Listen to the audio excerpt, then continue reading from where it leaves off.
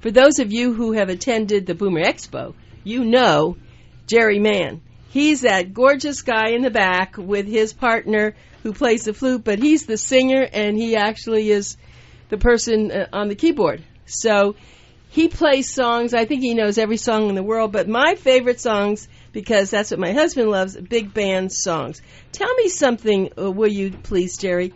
Where did the big band word come? Is it because it was a big band? Before that, there were little bands? Yeah, there were little bands, but let me tell you what I know about big bands. I grew up in the war years. The big bands really got rolling in the 30s and especially in the 40s and the very early 50s.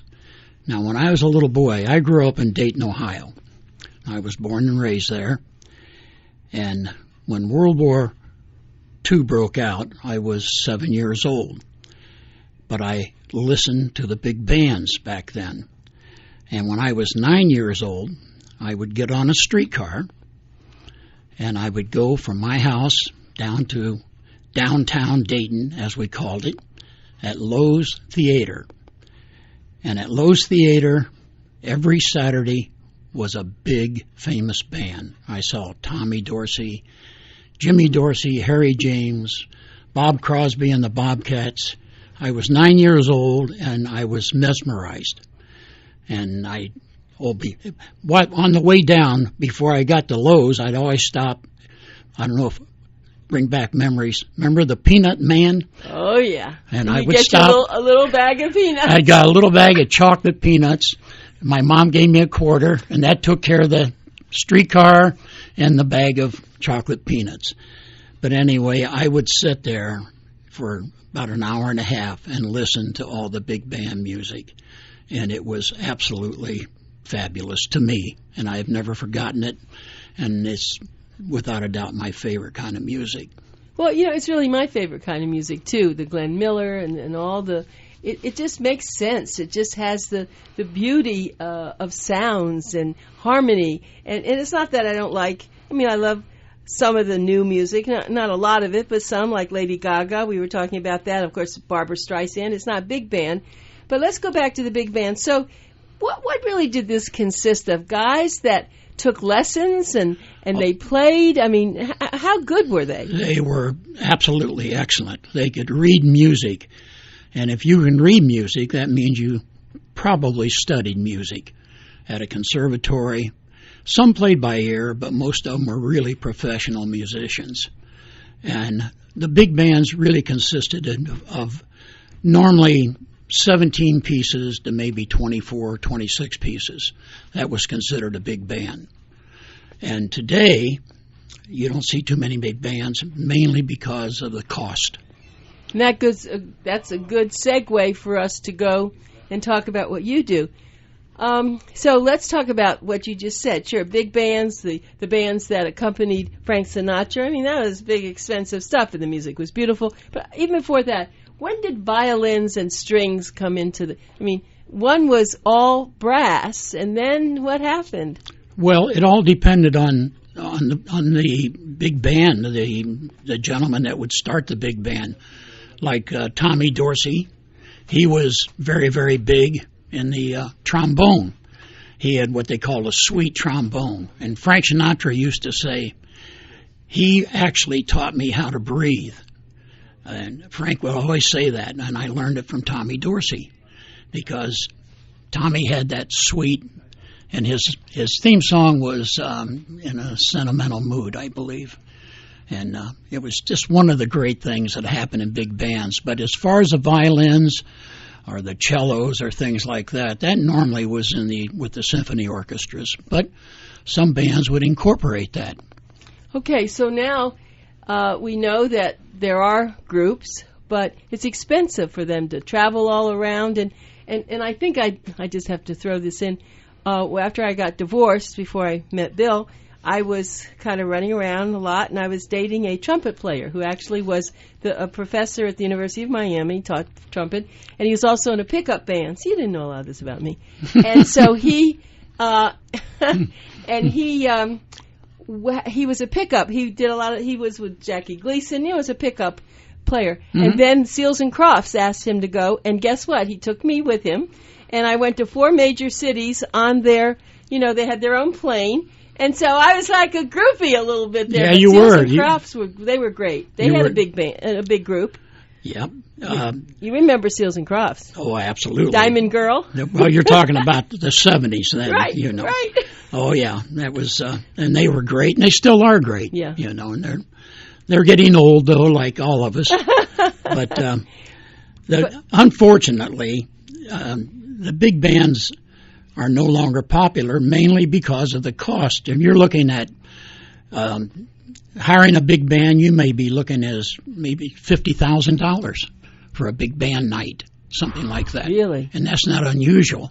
Up to $100,000. Celebrities do it when they have their big weddings and that type of thing. But the big band era is pretty much gone. So tell me about how you now managed to play all those great songs on this one little keyboard. How does that work? Well, we have what they call sequences that you actually put in the keyboard, and you can play with the sequences that has a lot of the background tracks already recorded. So it sounds pretty much like a small big band. And my partner, who is absolutely a wonderful musician, Beverly Pester, she plays the flute, she plays the keyboard, she plays the sax, she plays the clarinet, and she's starting to play the guitar very, very well. So she's an extremely talented lady and also a wonderful personality. Yes, she is. And the two of you, of course, I have to reiterate this. So when you come to the Boomer Expos, you will always see them. They're in the back. And it's funny, since they've been playing, there's a certain wonderful charisma that just feeds through the whole place. And for a long time, I was really opposed to music because we had some people come in and there was very loud music. But that's not what we have now. But I'm always amazed how you can just go from the patriotic music, which we ask you to do when we have our color guard, and then you go into all this love music. And I have to back up a minute, I was fortunate to get a lot of CDs that were made for me and for things that Jerry does. And now I hate all the news. I am so upset with the news. I used to love NPR, but I don't want to hear anymore. I put on my CD, and I'm now in a romantic mood, and I get home, and of course Bill's probably watching all that TV, and I say, turn it off, I want to be romantic. I mean, it really is what we're missing. We've forgotten to do this. Well, Dick Clark, the gentleman that was absolutely wonderful, he said something that's always stuck with me. He says, music is the soundtrack of life. Whoa. And I always loved that. I love that, too. And something, I don't even know if you know that, but I knew you were there and you saw that we are now advertising the Malt Shop Memories Cruise.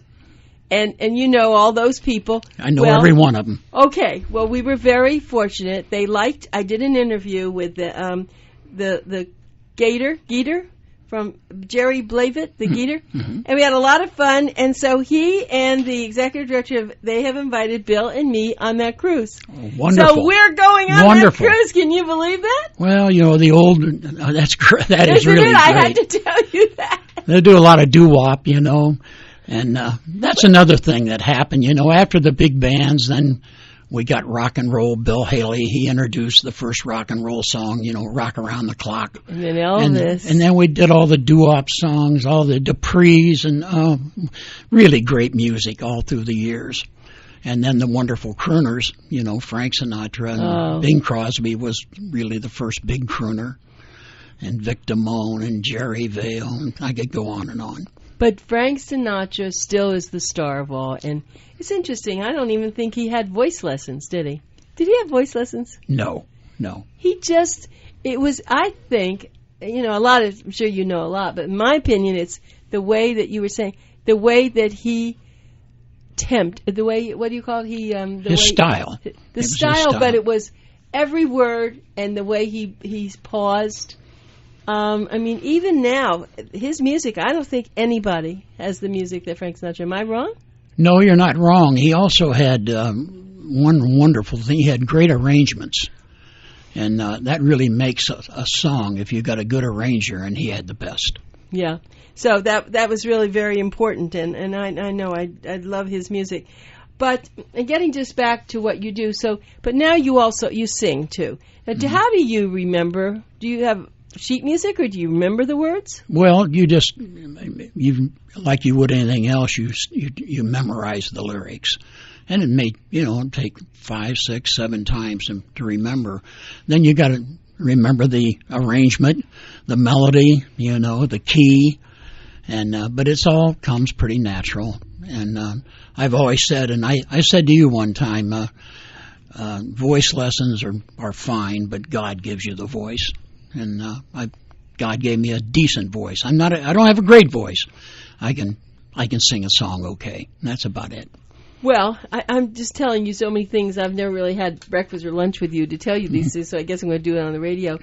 Bill would never sing. He wouldn't sing even Happy Birthday. He said someone must have told him a long time, Bill, don't sing. Whatever happened. So he wouldn't sing. And I don't have a great voice, but I sing. I never had a problem. So he always said, I can't sing. So one birthday, I surprised him, and I bought him voice lessons. And because I paid for it, he had to go. We found a voice teacher from the university. And, he was a nervous wreck. Here he flies B-17s, no problem. To get in front of someone to learn, so they had him do the do, re, mi, and we did this. and we went, and the first time, so he was a little bit more relaxed. The second time, a little bit more relaxed. By then, she gave us a little CD that we could hear it. And then we would go to the beach, and we'd take our boombox, and we would sing. And he was getting better. I mean, it's not that he had a great voice, but he was feeling more at ease. So now he's really feeling, well, we can sing. So nothing would do. We went to one of these restaurants that have the karaoke. And so we went, and we loved some of the music. And we went and sang. I forget even now the song that we sang, but we sang it, and we thought we were great. They give you a little tape. Yeah, I know. Yeah. And they applaud you. Yeah, right. And so it was the Carpenters, the song. Oh, tough song. Yeah, right. So we're driving home, and we have the tape in. And we are listening to us, and we were so upset. We were hysterical. We said, it was so bad. And we threw the tape out because it was so bad. But at least now he sings Happy Birthday. He really will sing some things. It just requires confidence. And you probably sang We Only Just Begun. That's the one. Well, that was our song that we sang at our wedding. Right. So, that's true. And unfortunately, a lot of the famous singers have had problems with their life, whether it's drugs or familial situations. And that's not only just singers, it's a lot of famous people, and it's too bad. Yeah, it is. And you hit it right on the head. A lot of it is drugs or alcohol. Well, one or the other. But you were not affected. I mean, now how much music? I mean, how were you in big bands? I don't know a little bit of the history. Never. You never. You just did. I'm what is known as a saloon singer. Saloon singer. Yeah, that's a common term. A crooner, a saloon singer. Frank Sinatra was a saloon singer. Oh, I didn't. Tony Bennett's a saloon singer. Oh, I never heard that term before. Yep. Okay, so what did you actually do then to earn music? I mean, to earn money. Excuse me. To earn money. I mean, you were not a singer, then you earned money, right? When I wasn't a singer? Oh, well, you know what? Don't answer because we'll have to have you back another time. Sounds great. Thank you so much, and we will see you, of course, on January the 20th. The Boomer Expo, and thank you, Jerry Mann, for coming. We really appreciate it. And people can book you, as a matter of fact, so just give us a call at our office and we'll make that arrangement. Thanks, Jerry. You're welcome. Thank you.